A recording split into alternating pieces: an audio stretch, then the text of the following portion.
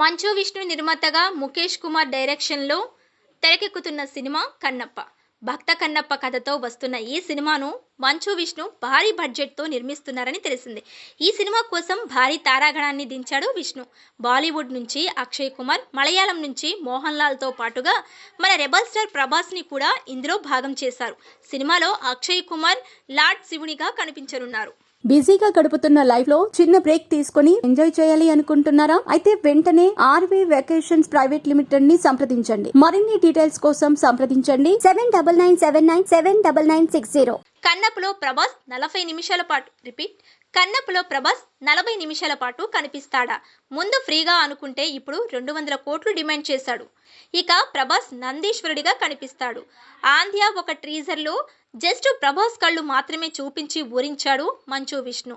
అయితే కన్నప్ప సినిమాలో ప్రభాస్ చేసింది గెస్ట్ రోల్ అయినా అందుకు ప్రభాస్ రెమ్యునరేషన్ కూడా ఏమీ తీసుకోలేదని చెప్పుకొచ్చారు. కానీ సినిమాలో దాదాపు ప్రభాస్ పాత్ర 40 నిమిషాల దాకా ఉంటుందని టాక్. ప్రభాస్ పాన్ ఇండియా క్రేజ్ని వాడుకునేలా అతన్ని కన్నప్పలో సెట్ చేశారు. పెదనాన్న కృష్ణంరాజు తనతో చేద్దామనుకున్న ఈ ప్రాజెక్ట్ మంచు విష్ణు చేస్తున్నాడు కాబట్టి దానికి కావాల్సిన సపోర్ట్ అందించేలా చూస్తున్నాడు ప్రభాస్. అయితే బయటకు వచ్చిన వార్తల ప్రకారం ప్రభాస్ 40 నిమిషాల స్క్రీన్ మీద ఉంటే కన్నప్ప ఒక రేంజ్లో ఉంటుంది. కన్నప్ప సినిమాను మంచు విష్ణు ఎంతో ప్రతిష్టాత్మకంగా తెరకెక్కిస్తున్నారు.